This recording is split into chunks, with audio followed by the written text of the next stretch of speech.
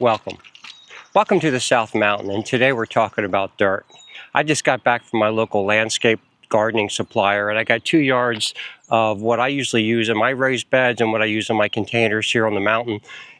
Here on the mountain, I've said before, I'm on solid bedrock or whatever kind of rock it is, and I can't put anything, almost nothing in the ground because it's just solid rock almost anywhere you dig. So all my gardens are raised beds.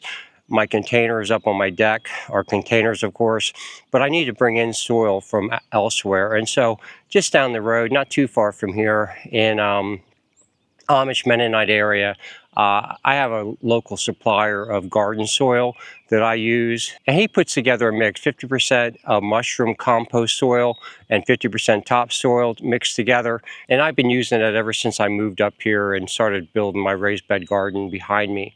So today I'm going to share about some of the benefits of using mushroom soil compost in your raised bed gardens and in your containers, and I'll share some pictures of the results that I've had. So here's a closer up view of the mushroom soil topsoil mix I get, and you can see how nice this is. It is just a perfect mix for what I use in my raised beds, and the price is extremely reasonable. So I've been using this 50-50 mix ever since I built these raised bed gardens up here on the mountain, and so I've had some really good results.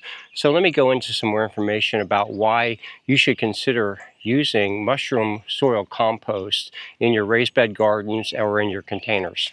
Now, mushroom soil or mushroom compost, actually it's spent mushroom substrate, which is this soil-like material that's left over after a crop of mushrooms. And this substrate that makes up the compost or mushroom soil, whatever you want to call it, is really high on organic matter, and it makes it really desirable as a soil for raised bed gardens. Common ingredients inside that mushroom soil or compost is wheat straw bedding containing horse manure, hay, corn cobs, chicken, poultry manure, sometimes brewer grain, and gypsum. And on top of that, what the farmers do is they'll add a layer of peat moss, and that's the material that actually will be used for growing the mushrooms.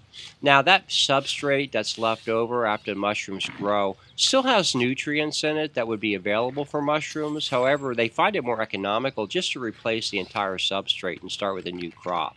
Before removing the spent substrate from the mushroom house, they normally pasteurize it with steam. And what that steam does is kills any pests or pathogens that may be in the substrate and the casing. And it also kills weeds and insects and any other organisms that can cause disease.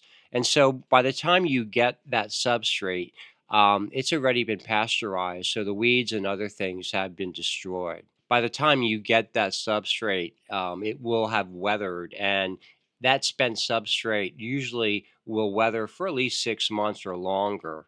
So what happens by the time you get it, it has been sitting there, it's been weathering, it's been composting, and the material is much better ready for your gardens. So you don't want to use fresh spent substrate. You don't want to go straight to a mushroom farm and pick this up. You want to go somewhere where it's been allowed to compost for a period of time.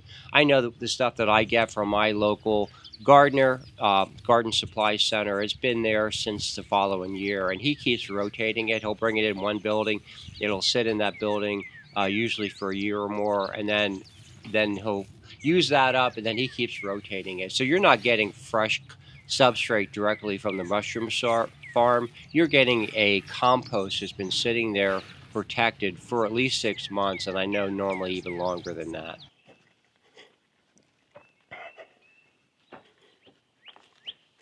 So those are some of the benefits of using mushroom soil topsoil mix in your raised bed gardens and also in your containers. And I've had great results with it. I just wanted to share that with you. We'll see how it works out this year. But thanks for joining me, and I look forward to seeing you next time. Bye-bye.